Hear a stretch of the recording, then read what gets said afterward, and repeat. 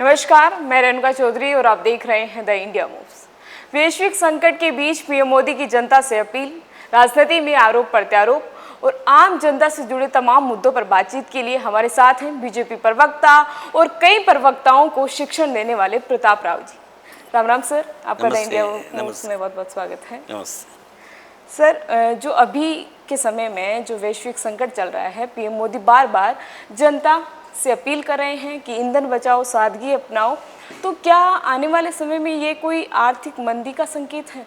देखो, हम सब लोग दुनिया की परिस्थिति से बहुत अच्छी तरह से परिचित हो रहे हैं, क्योंकि सबको पता है कि कितने लंबे समय से ईरान और अमेरिका के बीच में युद्ध चल रहा है और उसके कारण जो हालात बने जी। वो उससे पूरी की पूरी दुनिया प्रभावित हो रही है। और जिन क्षेत्र में ये युद्ध का माहौल है, हम जानते हैं कि वो एक प्रकार से क्रूड ऑयल का कटोरा है। दुनिया को जो क्रूड ऑयल सप्लाई होता है उसमें एक मेजर एक्सपोर्टर के तौर पे जो है गल्फ़ कंट्रीज़ का बड़ा हाथ है। भारत का जितना जो एनर्जी इंपोर्ट है, क्योंकि हम सब जानते हैं कि भारत में तो एनर्जी का कोई विशेषकर क्रूड ऑयल और इसका कोई सोर्स इतना नहीं है। हम अपने टोटल जो ज़रूरत है उसका 20% ही यहाँ हम उत्पादन कर पाते हैं। 80% हमें आयात करना पड़ता है। उस 80% में भी बहुत बड़ा मेजर जो पार्ट है वो हम गल्फ़ से मंगाते हैं, और सबको पता है कि गल्फ़ में ही सब कुछ प्रॉब्लम है। और जिस तरह से अमेरिका, हम सब जानते हैं, रोज़ एक खबर आती है कि अमेरिका और ईरान के बीच समझौता हो रहा है। फिर शाम को पता लगता है कि ट्रंप ने धमकी दे दी, फिर अगले दिन पता लगता है कि ईरान ने कह दिया कि नेस्त नाबूद कर देंगे। तो कुल मिलाकर दुनिया खुद भ्रम की स्थिति में है कि आखिर में क्या ये युद्ध खत्म भी होगा या इसी तरह से चलता रहेगा। सर, मेरा आपसे सवाल ये है कि जैसे पिछले 10 दिन 4 बार पेट्रोल डीजल के दामों में बढ़ोतरी हुई है। अब संकट की बात करें तो संकट पिछले 90 दिनों से चल रहा है, बट ऐसा 10 दिन में क्या हुआ है कि लगातार मतलब 4 बार पेट्रोल डीजल के दाम बढ़े? इस पर आपका क्या कहना है? देखिए, जब खाड़ी का ये संकट शुरू हुआ था, आदरणीय नरेंद्र मोदी जी को, भारत सरकार को और दुनिया के सभी लोगों को ये आशा थी कि ये युद्ध जो है वो बहुत जल्दी समाप्त हो जाएगा, या तो इसका एंड होगा या कहीं समझौता होकर ख़त्म होगा। तो ऐसी परिस्थितियों में भारत सरकार ने जो उसके रिजर्व्स हैं उसके चलते भारत सरकार ने ये कहा कि अगर ये सीमित समय का युद्ध है तो इसका असर क्यों जनता पर पड़े। तो उन्होंने उस बोझ को, जो कि दूसरे देश अमेरिका, चीन, यूरोप के कई देश, पाकिस्तान, ये सब ऑलरेडी जैसे ही युद्ध शुरू हुआ उसके कुछ दिनों में ही कई गुना बढ़ा चुके थे, लेकिन भारत की सरकार ने और प्रधानमंत्री ने ये सोचा कि भारत की जनता पे हम ये प्रेशर नहीं डालेंगे, क्योंकि अगर युद्ध जल्दी समाप्त हो जाता है, ये संकट जल्दी समाप्त हो जाता है, तो जनता को आर्थिक रूप से बोझ डालने की ज़रूरत नहीं है। लेकिन अब जब हम जानते हैं कि युद्ध कब समाप्त होगा ये पता ही नहीं है, कितने दिन चलेगा, कब तक चलेगा, इसी साल ख़त्म होगा, इस महीने ख़त्म होगा या इस सप्ताह ख़त्म होगा, इसका भी पता नहीं है। तो ऐसे में इन आशंकाओं के बीच में हमें व्यवस्थित करने की ज़रूरत है। तो जो आंशिक वृद्धि बहुत ही, अगर देखा जाए तो जहां पाकिस्तान में आज 500 रुपये पर लीटर प्रति लीटर पेट्रोल हो चुका है, अमेरिका में भी 20 से 25% पेट्रोल के रेट बढ़ चुके हैं। इन सब परिस्थितियों में केवल आंशिक तौर पर वो भी इसलिए करना पड़ रहा है कि जो पेट्रोलियम कंपनी का जो नुकसान है वो बहुत तेज़ी से बढ़ता जा रहा है, तो उसको एक गैप को थोड़ा सा कम करने के लिए। बट सर, आम जनता के लिए तो थोड़ा सा आंशिक बढ़ोतरी भी बहुत बड़ी उनकी मतलब जीवन में थोड़ा बहुत ज़्यादा प्रभाव नहीं, बिल्कुल सही है, ये बात सही है। इसीलिए इतने लंबे समय तक रोक के रखा जी, कि आंशिक भी इसलिए नहीं होने दिया भारत सरकार ने कि आंशिक वृद्धि भी भारत की जनता को, आम लोगों को, उसको बहुत परेशान करती है। तो सरकार की सोच थी, प्रधानमंत्री की सोच थी कि नहीं, वो असर नहीं पड़ना चाहिए।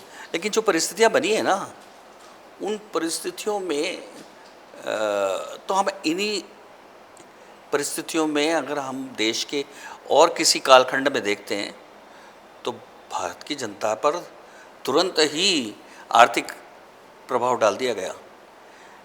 मनमोहन जी की सरकार के समय हम जानते हैं कि क्रूड के ऑयल के प्राइस थोड़े बढ़े थे, लेकिन पूरा का पूरा बोझ जो है वो जनता पर डाल दिया गया था।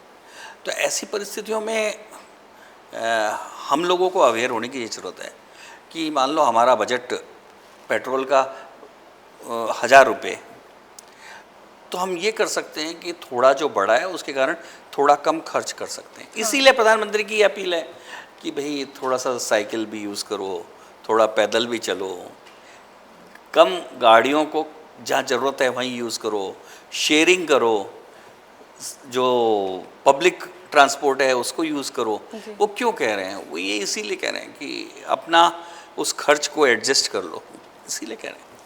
एक आप बीजेपी के प्रवक्ता हैं, तो एक सवाल ये है कि पीएम मोदी की अपील के बाद भी राजनीति के दो दल, बीजेपी और कांग्रेस, दोनों जो है प्रशिक्षण कार्यक्रम आयोजित कर रहे हैं और बड़ी लग्जरी व्यवस्थाओं में कर रहे हैं। मानते हैं कि कांग्रेस तो विपक्ष है, बट बीजेपी भी पीएम मोदी की अपील के बाद ऐसे कार्यक्रम जो बड़ी खर्चीले प्रशिक्षण कार्यक्रम आयोजित करना, क्या ये पीएम मोदी की अपील को अनदेखा करना है? इस पर आपका क्या कहना? आप इसको किस नज़रिए से देखते हैं? नहीं, खर्चीला किस संदर्भ में मुझे समझ में नहीं आता। पहली बात तो हमारे जितने भी बड़े नेता जी, जो गाड़ियों में जाते थे अब ट्रेन में जा रहे हैं, उनके प्रवास हो रहे हैं इन्हीं प्रशिक्षण शिविरों के भी लिए भी, जी, तो ट्रेन में जा रहे हैं। अगर हमारे प्रदेश अध्यक्ष जी भी जी, अगर उनको किसी दूसरी जगह पे प्रशिक्षण शिविर में अगर प्रवास के लिए जाना है तो ट्रेन में जा रहे हैं। एक तो दूसरी बात, लग्जरी व्यवस्था किन चीज़ों को लेकर है मेरे को समझ में नहीं आता। जैसे कि महंगे रिजोर्ट बुक करना, एसी के रूम, बड़े या मतलब फैसिलिटी मिलती है नेताओं पदाधिकारी। देखिए मैं बताऊं कि जितनी बड़ी संख्या में कार्यकर्ताओं की जितनी बड़ी संख्या है, तो हर जगह देखे गए अभी जो हम जहाँ स्कूलों में करते हैं, तो स्कूलों में इन दिनों छुट्टियां हैं और क्या कहते हैं, कहीं ना कहीं कुछ ना कुछ शिविर चल रहे हैं। तो इसलिए स्कूलों के जो भवन है वो उपलब्ध नहीं हो पाए, मेरी जहाँ जानकारी है। जहाँ होटल नहीं, रिसोर्ट का, इसलिए कि वहाँ एक खुली जगह मिल जाती है, क्योंकि वो जो पूरा शिविर है उसकी एक व्यवस्था है। सुबह शारीरिक जो है शाखा लगती है। आपने व्हीकल की बात की कि जो हमारे प्रदेशाध्यक्ष हैं वो प्रशिक्षण कार्यक्रम में जाने के लिए भी पब्लिक ट्रांसपोर्ट या ट्रेन का यूज़ करते हैं। एक सोशल मीडिया पे वायरल चल रहा था हमारे शिक्षा मंत्री जी का, क्या? तो उसमें ये था कि वो बस में चढ़ते हैं, फोटोग्राफर्स मीडिया वाले फ़ोटोज़ खींचते हैं, तुरंत बाहर आते हैं, पीछे से कैमरामैन आवाज़ लगाता है सर आपकी एक फ़ोटो। इतने में शिक्षा मंत्री जी वापस बैठते हैं, वापस फ़ोटो खिंचवा के वापस नीचे उतर आते हैं। तो फिर ये क्या एक मतलब दिखावा है, या जनता को गुमराह किया जा रहा है, या फिर सच में जो है नेता या कोई मंत्री इस चीज़ को फॉलो कर रहे हैं या वो कर रहे हैं? इस पर आपका नहीं, देखिए प्रधानमंत्री की जो अपील है जी, वो किसी पर थोपी नहीं है, वो एक अपील है। वो देश की आर्थिक परिस्थितियों को देखते हुए अपील है जी, और आने वाले जो संकट या चल रहे जो संकट, उससे मुकाबले के लिए मानसिक तौर पे लोगों को तैयार करने की एक शुरुआत है। तो सर इस दौरान ये भी तो हो सकता था कि वैश्विक संकट चल रहा है, जो प्रशिक्षण कार्यक्रम अभी आयोजित किए जा रहे हैं कुछ टाइम के लिए उन्हें आगे प्रस्तावित कर दें, ऐसा? हाँ, नहीं, बिल्कुल ऐसा बिल्कुल ये बात सही है, लेकिन भारतीय जनता पार्टी का जो कैरिकुलम है, जो साल भर के जो कार्यक्रम है, वो पहले ही तय हो जाते हैं कि किस समय में क्या होगा। तो प्रशिक्षण कार्यक्रम का जो ये समय है पूरे देश भर में वो यही तय हुआ था, अभी नहीं, ये संकट था आया उससे पहले, ईरान जो वॉर शुरू हुई उससे पहले ही तय हो चुका था। विपक्ष की बात करें तो विपक्ष के नेता राहुल गांधी जी ने पीएम मोदी और अमित शाह पर टिप्पणी की, जिसको लेकर बीजेपी लगातार जो है विरोध प्रदर्शन कर रही है, उस पर आपका क्या कहना है? राहुल गांधी अब भाषा की हर सीमा को लांघ चुके हैं, इतनी ऊंची बात करने के रिकॉर्ड तोड़ चुके हैं, तो उन पर टिप्पणी करना अपने आप में ही बेमानी सा हो गया है।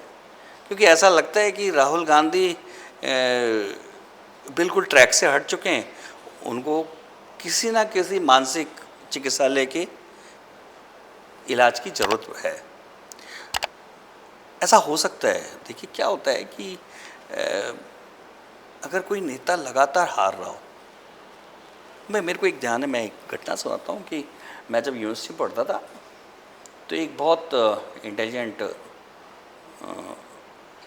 थे हमारे बहुत सीनियर, तो लगातार वो यूपीएससी का एग्ज़ाम दे रहे थे और लगभग 5-6-7 फेल होते रहे। अल्टीमेटली वो डिप्रेशन में चले गए और फिर थोड़ा सा दिमाग में उनका सटक गया, उनको इलाज की ज़रूरत पड़ी। मैं भी यूनिवर्सिटी से निकल गया, मेरे को फिर पता नहीं क्या हुआ उनका। तो आपका कहना है राहुल गांधी के साथ देखिए भी लगातार अभी तक 10 चुनाव हार चुके हैं। ये 10 चुनाव के हार का उनके मानस पर ही असर पड़ा है कि वो अपने बोलने के जो स्तर को ही भूल गए हैं कि क्या बोल रहे हैं वो। उनको ये भी नहीं पता कि वो इस देश के लोकसभा में विपक्ष के नेता हैं, ये बात भी भूल चुके हैं। उनको ये भी नहीं पता वो एक कांग्रेस के बड़े नेता हैं। वो बिल्कुल गली छाप गुंडे की भाषा वो हमारे प्रधानमंत्री और देश के लोगों के बारे में यूज़ करने लगे। तो समझ जाना चाहिए कि मानसिक रूप से निश्चित तौर पे वो दिवालिया हो चुके हैं, उनके पास शब्द नहीं रहे, ब्रह्म की स्थिति में है। जब कुछ नहीं मिल रहा है तो खींच कर वो दूसरों को गाली देना और कीचड़ उछालना केवल उनका काम रह गया है। अब तो शर्म आने लगी है कि हमारे देश के विपक्ष का नेता ऐसा है, ऐसे बोलने में भी शर्म आने लगी।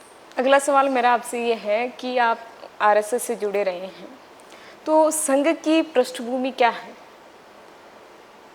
या राजनीति में संघ की क्या भूमिका है? देखिए संघ, राष्ट्रीय स्वयंसेवक संघ को 100 वर्ष हो चुके हैं जी। और संघ की स्थापना ऐसे समय में हुई जब देश में अंग्रेज़ों का राज था और उस समय जो परिस्थितियां थी, क्योंकि 1925 की हम परिस्थितियां देखेंगे ज़्यादातर युवा पीढ़ी को, क्योंकि वो लगातार उन चीज़ों को अध्ययन नहीं करती, इसलिए नहीं पता होगा कि देश एक और स्वतंत्रता का युद्ध चल रहा था देश में, दूसरी ओर सांप्रदायिक भावनाएं भी बहुत तेज़ी से बढ़ रही थी। कांग्रेस में तुष्टीकरण की नई हवा बह रही थी जी। मुसलमान पूरी तरह से सांप्रदायिक होकर मुस्लिम नेता देश को तोड़ने में लगे थे। द्विराष्ट्रवाद का सिद्धांत जन्म ले चुका था और जहाँ जहाँ मुसलमानों की संख्या ज़्यादा होती थी वहाँ वहाँ हिंदुओं का कत्लेआम होता था। उन मोहल्लों में जाकर हिंदू सुरक्षित आ जाएगा ऐसी परिस्थितियाँ नहीं थी, जगह जगह दंगे होते थे, ये स्थितियाँ थी। राजनीतिक तौर पे कांग्रेस उस समय केवल पुचकारने में लगी रहती थी, हिंदुओं की रक्षा के नाम पर कोई नहीं था ऐसे समय में। लेकिन इस देश का जो संस्कृति थी, इस देश का जो मेजर पोर्शन था, जो भाग था, वो तो हिंदू था और वही सबसे ज़्यादा परेशान था। तो ऐसे में डॉक्टर केशवराव बलिराम हेडगेवार, उनको लगा कि अगर ये जो सबसे बड़ा समाज है जिसके दम पर आज़ादी का आंदोलन होना है, जो आज़ादी के बाद इस देश को संभालने वाला है, वो ही इतना कमज़ोर और पीड़ित रहा, तो ये देश तो बिखर जाएगा, फैल जाएगा, मजबूत कैसे रहेगा। तो उस समय ये सोचते हुए उन्होंने हिंदुओं को एक करने के लिए, किसी के खिलाफ नहीं, हिंदुओं को संगठित कि वो मजबूत बने, इसलिए संघ की स्थापना की। तात्कालीन ये एक राजनीतिक कारण हम समझ सकते हैं कि क्योंकि तुष्टीकरण जब चल रहा था इतना, तो कोई तो ऐसा संगठन हो जो हिंदुओं को सुरक्षित रख सके, उनके बारे में सोच सके, उनके लिए आवाज़ उठा सके, तो ऐसा संगठन बना। आज़ादी आई, हम सब ने देखा, आज़ादी के बाद लगातार कांग्रेस का शासन रहा, कांग्रेस के शासन में हम सब ने देखा कि क्या हुआ। लेकिन आज़ादी के बाद संघ ने अपनी भूमिका तय की। संघ ने कहा अब आज़ादी आ गई है, अब शासन हमारा आ गया है, हम स्वतंत्र हो गए हैं, परतंत्र से तंत्र हमारा हो चुका है। जब तंत्र हमारा हो चुका है तो ऐसे में देश का संगठन, देश को संगठित करना, हिंदुओं को संगठित करना, देश को मजबूत करना और हिंदुओं में जागृति लाना और आपस में एकता के सूत्र बोना, समरसता लाना, इस पर काम करना चाहिए। तो राष्ट्रीय स्वयंसेवक संघ ने वही काम किया। इस दौरान ऐसे प्रतिबंध भी लगे संघ पर, इस दौरान तमाम तरह के आरोप भी लगे, हमले भी हुए, बलिदान भी हुए, सब कुछ हुए। संघ लगातार आगे बढ़ता रहा। अब 100 वर्ष का हो गया संघ, और आज हम सब जानते हैं कि लगातार संघ की इस तपस्या और हर क्षेत्र में व्यक्तित्व निर्माण के जरिए, हर क्षेत्र में नेतृत्व देने के कारण आज जो हमें सामाजिक से लेकर राजनीतिक बदलाव दिखाई देता है। स्वतंत्रता के समय भारत का प्रधानमंत्री जो जवाहरलाल नेहरू हैं, वो ये कहते थे कि मुझे गधा कह दो, हिंदू मत कहना। और आज प्रधानमंत्री लाल किले की प्राचीर से ये हुंकार भरता है कि गर्व से कहो हम हिंदू हैं। तो कितना बदलाव आ गया है। दुनिया आज हमें देख रही है। जो हिक्कारती थी, जो कहती कि सांपों का देश है, वो आज हर देश हमसे दोस्ती करना चाहता है। जो देश हमारी हंसी उड़ाते थे और कहते थे कि ये तो गुलाम है, वो आज भारत के विचार को पूरी दुनिया में ले जाना चाहते हैं। कहते हैं कि नहीं, वसुधैव कुटुंबकम जो है, उसी के जरिए दुनिया में शांति आएगी। तो इसलिए ये बदलाव, बहुत बड़ा बदलाव संघ की इस शांत संक्रांति के कारण आया है। लगातार चुपचाप लोगों को, जैसे मूर्तिकार गढ़ता है ना, ऐसे समाज को गढ़ा और आज समाजी संघ बन गया है। आपको क्या लगता है कि पीएम मोदी, हमारे देश के प्रधानमंत्री नरेंद्र मोदी जी, संघ से ऊपर है? देखिए, संघ अलग है और पीएम मोदी अलग है। पीएम मोदी इस देश के प्रधानमंत्री हैं जी। संविधान के जरिए वो प्रधानमंत्री है। उनका काम अलग है। उनका राजनीतिक क्षेत्र में भारत के को नेतृत्व देने का उनका काम है। संघ का वो तो काम है ही नहीं।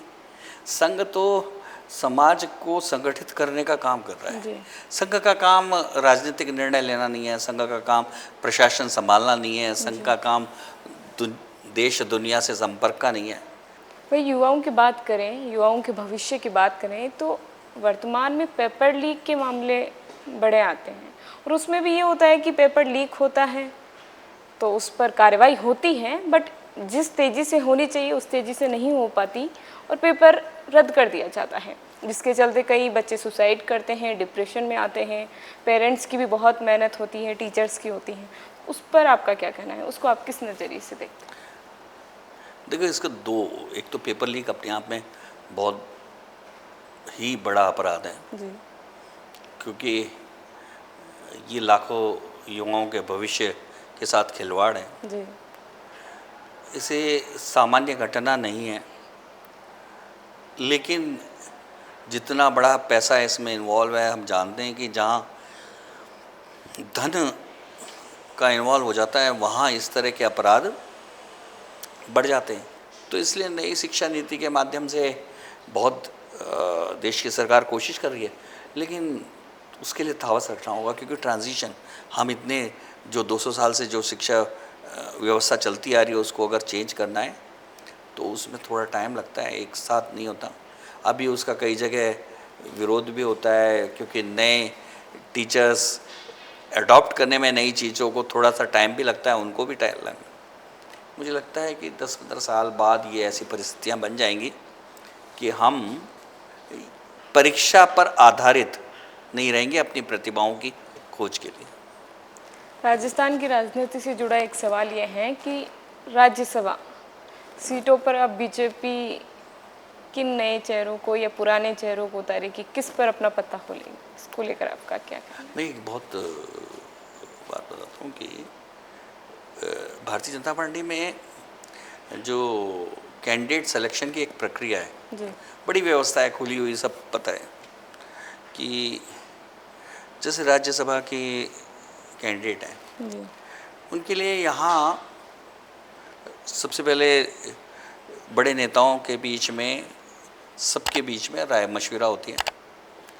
फिर यहाँ की कोर टीम एक संभावित लोगों की सूची बनाती है। जी वो सूची केंद्र के पास जाती है।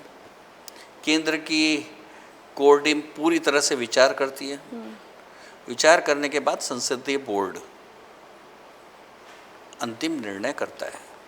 तो इसलिए राज्यसभा का जो कैंडिडेट है उसका अंतिम निर्णय संसदीय बोर्ड करेगा, और जब करेगा तभी आपको पता चलेगा, मुझे भी। एक सवाल ये भी है कि बीजेपी में अभी देखें तो जो विपक्षी दल या दूसरे दल हैं उनसे नेता ज्वाइन कर रहे हैं, उनकी संख्या बढ़ रही है, लेकिन जो पुराने लीडर हैं, पुराने नेता हैं, वो संतुष्ट नज़र नहीं आ रहे। देखिए, वो संतुष्ट नज़र नहीं आ रहे ये तो मैं कह नहीं सकता, क्योंकि नए नेताओं को लाने वाले वो पुराने नेता ही तो हैं। जी वो भी जो नए नेताओं को ला रहे हैं वो पुराने नेता ही हैं, कोई अपने आप तो आ नहीं रहे। नहीं, वो तो अपने अपने तो उससे दूसरी आ बात यह है कि देखिए क्या होता है कि पार्टी का जब विस्तार होता है, और भारतीय जनता पार्टी का तो ये सोचना है, रहे। जी भारतीय जनता पार्टी का ये सोचना है कि हम विस्तार के लिए लगातार काम करते हैं। सर, आप मीडिया से जुड़े रहे हैं, तो पुराने मीडिया में और अभी के मीडिया में क्या चेंजेस आए हैं? देखिए, मैं जब मीडिया से जुड़ा था तो मैं प्रिंट से जुड़ा था, और अंतर ये था कि उस समय एडिटोरियल यानी कि खबर वो अखबारों में हो चाहे, क्योंकि टीवी चैनल वगैरह तो थे नहीं, वो हावी थी। हाँ, ये ज़रूर उल्टा मैंने देखा है कि कोई बड़ी खबर आ गई तो एडवर्टीजमेंट को हटते हुए मैंने देखा था। यानी कि एडिटोरियल और एडिटर इतने प्रभावी थे कि जनता की रुचि की खबरें, जनता को सूचना देने की जो एक आकांक्षा थी वो इतनी हावी थी कि बिजनेस को भी बगल में रखा जाता था। बहुत बहुत शुक्रिया सर इन तमाम नमस्कार। अपडेट के लिए। फिलहाल इसी तरह की जानकारी के लिए बने रहिए हमारे साथ और देखते रहिए द इंडिया मूव्स। नमस्कार।